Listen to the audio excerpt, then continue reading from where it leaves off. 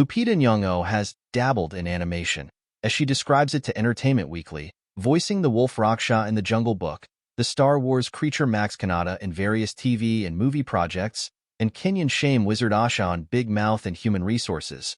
But the upcoming film The Wild Robot puts her voice front and center in the big screen adaptation of Peter Brown's best-selling book.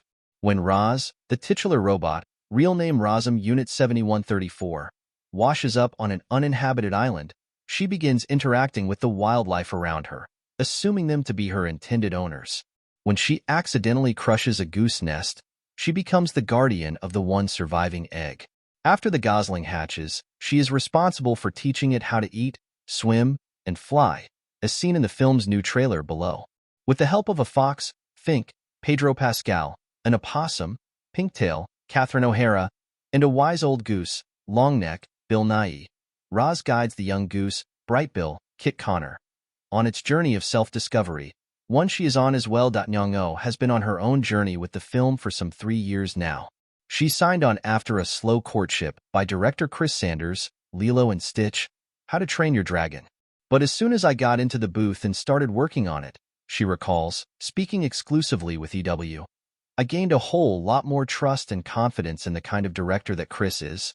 I really loved how he challenged what I was bringing to the table and expanded it. I definitely came in with my ideas and my opinions. He was very receptive to all of that, which was surprising and very exciting.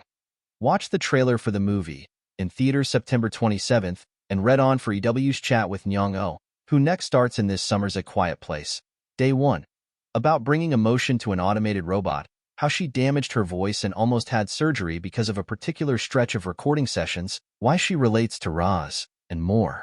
Voiceover performance work is not something new for you, but in what ways has Roz been different from the others and challenged you? Lupita Nyong'o. Roz's arc is the most important arc of the narrative. It is her story that we are telling. So that responsibility of performing, figuring out what that arc is in a way that would hopefully be engaging and seductive and persuasive, that responsibility definitely fell on me in a new way. And Roz also is a robot, so that was a philosophical challenge for me, an intellectual challenge, because the thing that I would rely on as an actor is emotional depth, but a robot does not necessarily operate on emotional depth.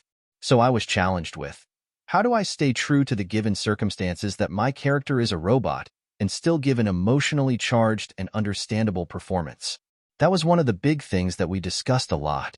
What kind of language approximates emotion without dipping into it? And how do I relay things as Roz, as a robot, that people can project emotion without her having to perform it?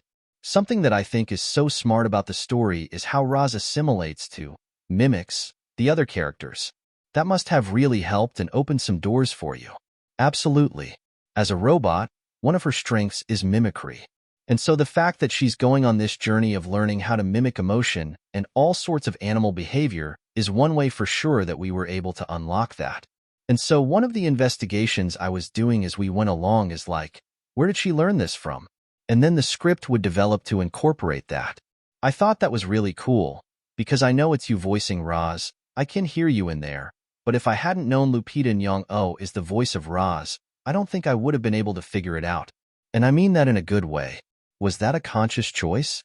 Oh, that's the highest compliment. Laughs. Yes, that was definitely conscious.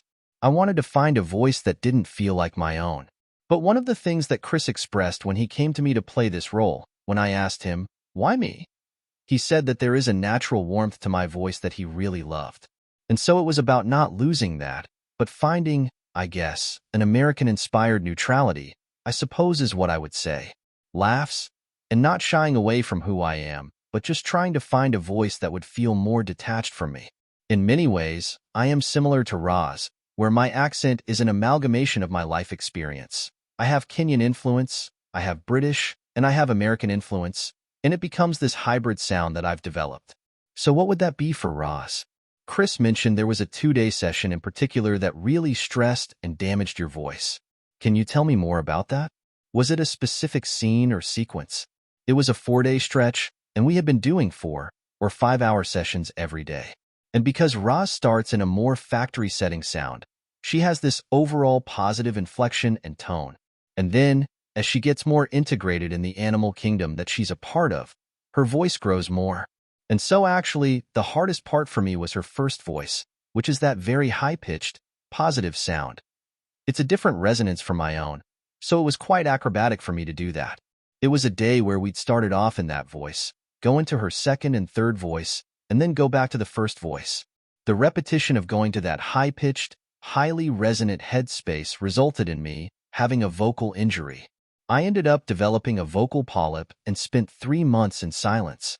Oh, legitimately in silence. Oh yes. I was actually on my way to surgery, but my doctor said, if you take care of your voice and use your inside voice, no whispering because whispering is just as bad as shouting, and do a lot of vocal rest, you could stave off surgery.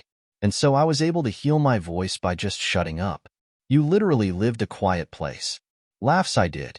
I really did. I didn't even realize that I did. I lived a quiet place. In what ways did you relate to or understand Roz's journey? I really did relate to Roz in the sense that she is an alien to this society, this animal kingdom that she has found herself in. But she doesn't know she's an alien, which is quite charming. She is not programmed to feel lost. So she goes about trying to find her purpose in this environment with a dogged sort of stubbornness. I relate in the sense that I have been a fish out of water. I have been, one could even say, an alien. I've traveled a lot, and I have been the stranger. I have been the foreigner in a world that I did not understand. Especially moving to the United States of America, that was a big cultural shift for me. It's challenging to have to adapt to a new environment and not lose yourself in the process. So I think that Roz's journey mirrors that for me. Someone who remains, in essence, who they always were but adapts to their new environment through the support of the creatures around her and her ability to mimic and grow and to go beyond her own programming. For me, as a foreigner in America, I've often been faced with the question, who am I? And who do I want to be? And I'm proud to say that I feel like I've never lost myself, even though I have felt as though I have been lost at times. But I feel very grounded in where I'm from, but also in the ability to be a citizen of the world. How did the visuals and animation style of this film surprise you? Chris had talked about how he wanted to create a technique that felt painterly, and not being well-versed in the technical prowess of how animation happens, I took that at face value. But when I saw it, I was really moved because it feels vintage and new at the same time. There is a texture to it that is highly emotional. And I don't know how that happens. I don't know what exactly went into it to give it that effect, but there is a sense of a very modern technology embracing an ancient painterly language, and it makes it sentimental in a refreshing way, and it gives it gravitas. I completely missed the memo when the first trailer came out that you sang that version of What a Wonderful World, which is just great. You also wrote and recorded Sulwe's song, which accompanied your children's book. Do you have bigger aspirations for a Broadway musical? Is that something that you want to do? Not at all. Laughs, not at all. I do not have a confidence for all of that. But when they asked me to sing the song, I was like, I am not a singer. And they were like, but we've heard your voice, and we would like it. So, I like to do small things, but I have a mad respect for the instrument that it takes to do a Broadway musical, and I will leave it to those who are better at it. The Wild Robot is in theaters September 27th. This interview has been edited for clarity and length.